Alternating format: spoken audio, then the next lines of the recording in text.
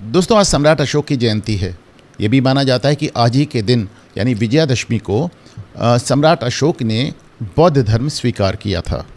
अब देखें, बचपन से हमें जो इतिहास पढ़ाया गया है उसमें मूलतः 3 राजाओं को महान बताया गया है। सिकंदर महान, अशोक महान और अकबर महान, यानी Alexander the great, Ashoka the great and Akbar the great. ये भी अपने आप में एक विडंबना है कि हज़ारों लाखों साल का सनातन इतिहास लिए हिंदू धर्म का इकलौता किला भारतवर्ष आर्यवर्त, इसमें एक भी हिंदू राजा को महान बताने की या महान मानने की ज़रूरत इतिहासकारों को नहीं पड़ी। राजा युधिष्ठिर से लेकर विक्रमादित्य से लेकर राजा भोज तक कोई हिंदू राजा महान नहीं, सिर्फ 3 राजा महान, एक ग्रीक, एक मुग़ल और एक बौद्ध। बहरहाल एक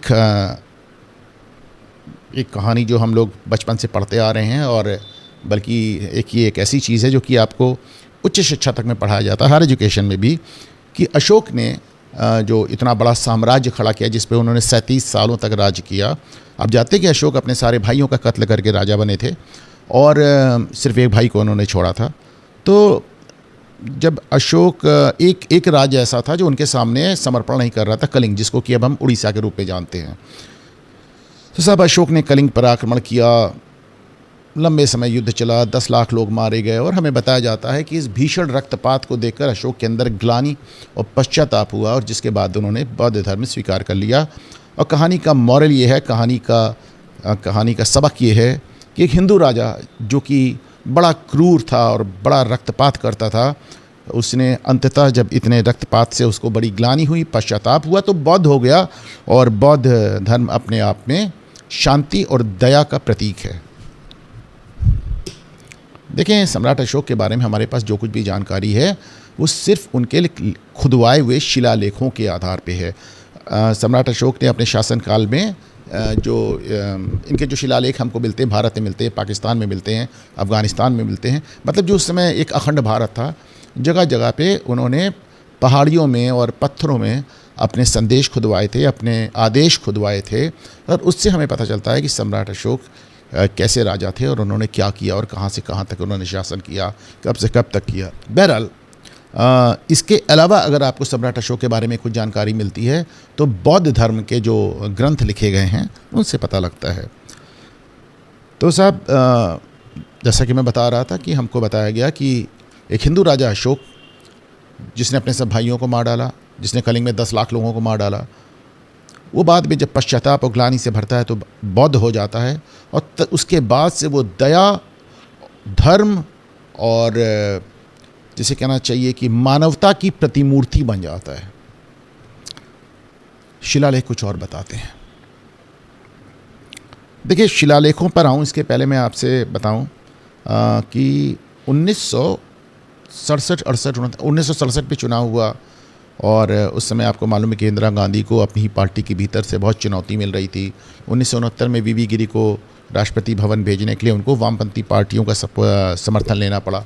ये वो एक समय था जब इंदिरा गांधी अपनी ही पार्टी टूट रही थी और उनको बहुत ढेर सारी दिक्कतें आ रही थी, तो उन्होंने लेफ़्ट पार्टीज़ यानी वामपंथी पार्टियों का समर्थन लिया था, और बदले में वामपंथियों ने इंदिरा गांधी से यूनिवर्सिटीज़ का और हायर एजुकेशन का कंट्रोल ले लिया।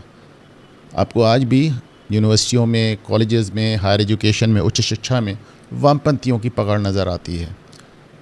इन्होंने इतिहास को अपने हिसाब से लिखा। वैसे भी आप देखें कि 1947 से लेकर 1967 तक जो पहले 20 साल थे उसमें 13 से 14 साल हमारे जो एजुकेशन मिनिस्टर्स थे वो मुस्लिम थे, बल्कि हमारे पहले education minister doctor Abul Kalam Azad ही मुस्लिम थे। उसके बाद आपने देखा हुमायूं कबीर को देखा, आपने फ़खरुद्दीन अली अहमद को देखा। तो इस तरह जो शुरुआती 20 साल थे उसमें 3/4 हमारे पास मुस्लिम एजुकेशन मिनिस्टर था, और उसके बाद वामपंथियों का कंट्रोल आ गया। ये वही व्यवस्था थी जिसने कहा कि अकबर महान था, सिकंदर महान था, अशोक महान था, और कोई राजा इनको महान होने के योग्य नहीं दिखा।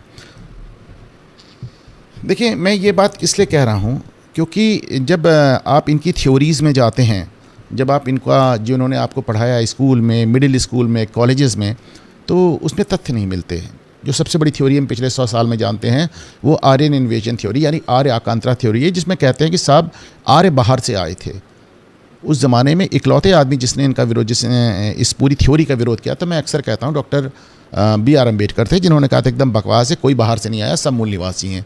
लेकिन जवाहरलाल नेहरू जैसे लोग इसको हमेशा प्रोपोगेट करते रहे, इसका समर्थन करते रहे। आप उनकी किताबें पढ़िए, ग्लिम्पसेस ऑफ वर्ल्ड हिस्ट्री पढ़िए, डिस्कवरी ऑफ इंडिया पढ़िए, तो आपको समझ में आएगा कि वो इस थ्योरी के बड़े समर्थक थे। ये थ्योरी बनी ही थी भारत को टुकड़े टुकड़े में बांटने के लिए, और ख़ासतौर से इसका जो बहुसंख्यक हिंदू समुदाय है उसको अलग अलग हिस्सों में जाति, नस्ल, भाषा और क्षेत्र के हिसाब से बांटने के लिए। अब तकरीबन ये बात साबित हो चुकी कि आर्यन इन्वेजन थ्योरी एकदम बकवास है। ये एक ऐतिहासिक छल था। उसके बाद अगर मैं कुछ देखता हूँ तो यही अशोक का किस्सा, जिसमें हमें बताया जाता है कि किस तरह एक हिंदू राजा अशोक इतना क्रूर था जिसने अपने भाइयों को नहीं छोड़ा, जिसने लाखों लोगों को मरवा दिया, और फाइनली जब उसको पश्चाताप हुआ, जब उसको ग्लानि हुई, तो वो धर्म और दया की प्रतिमूर्ति बन गया, क्योंकि वो बौद्ध हो चुका था।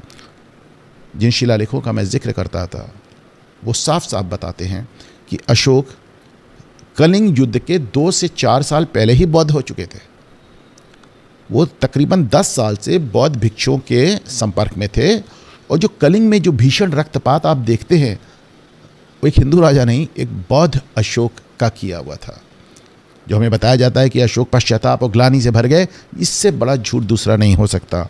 आप देखें, मैं ये एक शहबाजगढ़ी करके एक जगह है, उत्तर पश्चिमी पाकिस्तान में अब पाई जाती हैं, वहाँ पे जो शिलालेख आज भी हैं उनसे आपको पता चलता है कि सम्राट अशोक जो स्थानीय जनजातियाँ थी, जो ट्राइबल्स थे, उनको चेतावनी देते हुए संदेश खुदवाते हैं। वो कहते हैं कि जो मैंने कलिंग में जो लोगों का हाल किया है, अगर तुम लोगों ने मौर्य साम्राज्य का विरोध किया तो मैं तुम्हारा हाल कलिंग से बुरा करूँगा। जाहिर सी बात है, ये पश्चाताप की आग में जल रहे किसी राजा के शब्द नहीं हो सकते, जो कह रहा है कि मैंने जो कलिंग में किया ठीक किया, तुम्हारा हाल इससे बदतर करूँगा। एक ये भी बात आती है कि साहब शिलालेखों के अलावा जो बौद्ध ग्रंथ आते हैं, अक्सर उन पर ये कहा जाता है सब ब्राह्मणों ने लिखे थे। पर साहब आपके पास और कोई स्रोत ही नहीं है, या तो आप उन ग्रंथों को माने या ना माने, शिलालेखों को माने, आपके पास तीसरा स्रोत नहीं है। इसलिए बेकार की बहस है कि ये ब्राह्मणों ने लिख दिया, ये सही लिख दिया, ये गलत लिख दिया। मैं बौद्ध ग्रंथों की बात इसलिए कर रहा हूँ क्योंकि अब एक बौद्ध ग्रंथ वैसे तो कई हैं, पर उसमें एक अशोकावदना करके एक बड़ा ग्रंथ है, जिससे हमें सम्राट अशोक के जीवन काल के, उनके राज्य की, उनके शासन पद्धति की बहुत ढेर सारी जानकारी मिलती है। और उसमें भी इस बात का जिक्र है कि वो 10 साल पहले से बौद्ध भिक्षुओं के संपर्क में थे और बौद्ध धर्म स्वीकार कर चुके थे। इतना ही नहीं, इन धर्म ग्रंथों से हमें ये भी पता चलता है कि बौद्ध बनने के बाद, वो कलिंग युद्ध के बाद भी अशोक ने बड़े गंभीर नरसंहार किए। आपको बताएं, उस ज़माने में जो अशोक के पहले जो सम्राट हुआ करते थे, वो आजीविका करके एक संप्रदाय था, उसको पसंद करते थे। ये नहीं कहता हूँ कि उसके फॉलोअर ही हो गए थे, पर उनसे पसंद करते थे। अशोक ने बड़ी मात्रा में आजीविकों का बहुत ज़्यादा कत्लेआम किया, बल्कि बंगाल में तो सिर्फ एक बार में उन्होंने 18,000 आजीविकों को मौत के घाट उतार दिया। वो जैनियों से भी उनको बहुत ज़्यादा दिक्कत थी।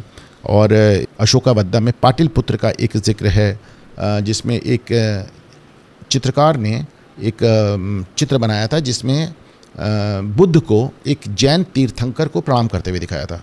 अशोक को इस बात से इतना क्रोध आया कि उन्होंने उस चित्रकार को उसके घर समेत, उसके परिवार समेत घर में कैद करके ज़िंदा जला दिया। इसके अलावा वो जैनियों से इतना ज़्यादा नाराज़ हुए कि उन्होंने कहा कि साहब, अगर आप मुझे एक जैनी का सर काट के लाएंगे तो बदले में आपको सोने का एक सिक्का दिया जाएगा। अफरा तफरी मच गई, तमाम जैनी मार डाले गए हज़ारों, और कई उसमें ऐसे लोग भी मारे गए जो जैन धर्म के फॉलोअर नहीं थे। देखिए, जिस ज़माने में हम बात कर रहे हैं उस ज़माने तक बुद्ध धर्म, जैन धर्म, हिंदू धर्म, सनातन धर्म, ये अलग अलग व्यवस्थाएं नहीं थी। सनातन के ही अलग अलग अंग थे। जैसे सनातन में एक शैव संप्रदाय था, एक वैष्णव था। जो शिव की पूजा करते थे वो शैव थे, जो विष्णु की पूजा करते थे वो वैष्णव थे। इनमें आपस में संघर्ष भी होता था, इनमें आपस में खून खराबा भी हुआ है। तो उसी तरह बौद्ध धर्म, बौद्ध एक अलग ब्रांच निकल आई, जैनिज़ एक अलग ब्रांच निकल आई।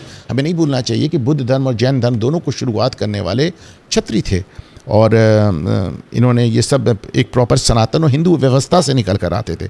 बहरहाल, जब अशोक ने ये आदेश दिया कि साहब आप एक जैनी का सर लेके आएँ और बदले में एक सोने का सिक्का पाएँ, तो तमाम लोगों के साथ बहुत गैर जो जैन नहीं थे वो लोग भी मार डाले गए।